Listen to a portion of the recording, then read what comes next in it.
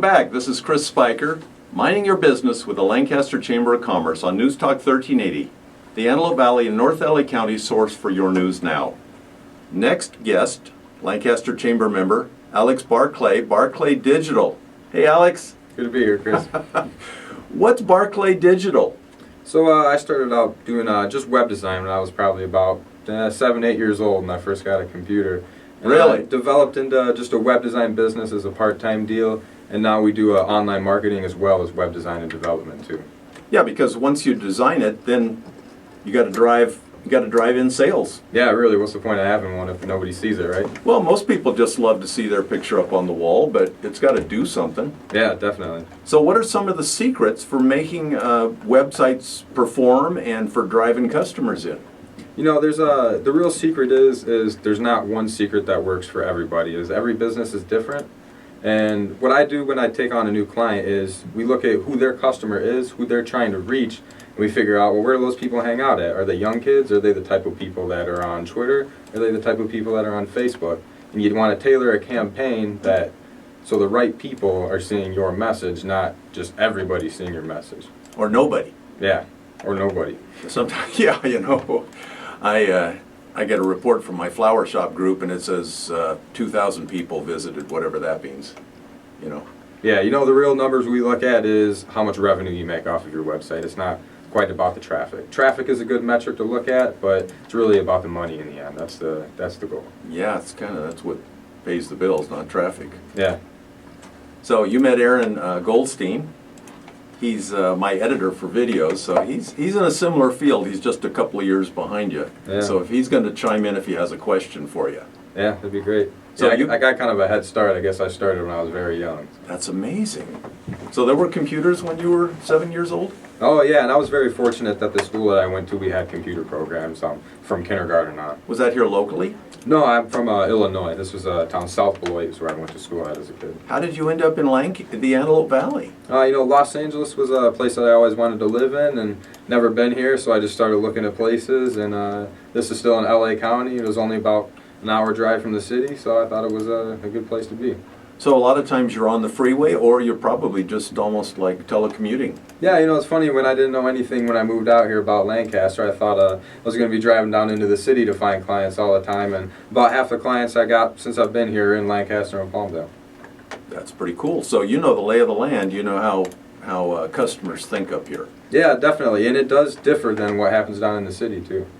It's a different demographic, different zip code. Yeah, definitely. How did you find the Chamber of Commerce? I was just kind of lost the first month that I was here, honestly. It was the first time I'd been in business full time. This is what I was going to do, and it was kind of scary in the beginning. So what do you do when you're a computer nut? You jump on Google and start Googling everything you can, how to start a business, how to find clients, and you read all over the place. Well, a Chamber of Commerce is definitely a place to start for a local business, and at the time I had no idea what a Chamber of Commerce even did. So I think it was about a month after I moved here. It was the very first thing I did for my business was go down and talk to Charity down at the office, and Wow. I thought it was a good fit for me, so I started to come to events, and I've met a lot of great people since then. How long have you been in the Antelope Valley? It was February last year, so it's coming up on 2 years now. So I must have met you when you just got off the boat. Yeah, it was funny. Probably the first 5 people I met when I was out here, and I told them that I owned my own business. She's like, "Well, do you know Chris Spiker?" I'm like, "No." And after a few people kept telling me that, I'm like, "Yeah, I got a feeling I'm going to meet him soon, though." Isn't that crazy? Well, when I see a new person at the chamber, it's exciting. A new young person is like, well, let's get them plugged in. Let's help them find what they're looking for here, because a lot of times people join the chamber thinking, okay, I'm just going to have so much business now because I joined, and everybody's going to know me and accept me and need my goods and services. It just takes a while. It takes a while for them to know you and to start asking you questions. Yeah, definitely. You think it's going to be fairly easy in the beginning, and you learn very fast when you start your own business from scratch. So what's the best deal for you, to have one huge customer or to have lots and lots of various size clients? The client size doesn't really matter to me. It's more about is there an opportunity there? Are they in an area where maybe they have low competition and they could really dominate the market in their area on the internet? Maybe if it's a company that has a lot of competition and their average sale isn't quite high, that might just not be the right fit for me. But across the board, I work with companies from a small mom and pop shop that are just starting up to large corporations that sell thousands of products at a time and have been in business for 30 plus years. So really, online marketing isn't for everybody, but I'd say about 9 out of 10 businesses can benefit from having an online presence. You've kind of established yourself as just a marketing expert. Yeah, and that's how I've been able to do better than my competition. Is I do a lot of studying. I spend a lot of time behind the computer. That's just what I've always done. That's what I enjoy doing, and me keeping up with my competition helps me be able to grow my business beyond where my competition can't. So you're having fun. Oh yeah, I enjoy it, and it's something that you have to keep up on constantly. I mean, it's daily, weekly, monthly changes. It changes daily. Yeah, I mean, it's changed just in the time when I started doing it professionally. Everything I do now is completely different. None of the stuff that I learned 8 years ago applies to what I do today. So have you invented any words? Because it seems like I see a new word every day. No, and it seems like, yeah, I can't even keep up on all these acronyms and all these new phrases now. That's a hard one to keep up on its own. That would be a website which would probably chew up all your time. Yeah. Well, tell me about some of the successes you've had. You don't have to name names and companies because it's kind of confidential, but tell me a campaign that you developed or that you worked on that you've seen a lot of success with. Yeah, so my first client I got out here was actually Antelope Valley Plumbing, and there's somebody who already had an online presence, and they weren't quite sure if it was working for them very well. So after me digging in and doing a little research, I found that, yeah, there was a lot of things that they were missing out on, like Facebook and big opportunities to reach this area out here. And they're another one that had been in business for over 20 years. And when they started 20 years ago, you didn't need a website. I mean, Yellow Pages, that's all you did. Yeah, I'm sorry, yellow what? Yeah, I mean, that was the extent of your marketing budget. If you had money, you did TV and radio and newspaper, and it seems like that's all getting phased out now. And they've seen a dramatic increase in phone calls and traffic to their website now in the 2 years we've been doing it. We're on a radio station right now. Is there still a place for radio? Definitely, and I don't see newspaper or TV going anywhere anytime soon. But the amount of people that are viewing businesses on their cell phones versus Yellow Pages anymore, it's just drastically changed, and I don't think it'll be too much longer, another generation or two, and everything will start to slowly disappear. So when people do a search for AV plumbing, they don't know AV plumbing. Well, so if somebody's searching for Antelope Valley Plumbing, they probably have already used them, or they've seen a billboard around But if town. they have a backup or a pipe breaks or something happens regarding water. Yeah, so if you live in Palmdale, what do you search for when something breaks? Palmdale plumber? Yeah, plumber, Palmdale, California plumber. So if you punch that in, you don't not only get their website, you get their website and an ad on top of the website. Right. You get a local result in the maps because they're located in Palmdale over on the east side. And then you also get their Yelp page, and you get Yellow Pages and a few other ones that also have their listing on it too. So like Yelp, how does the plumber get into Yelp?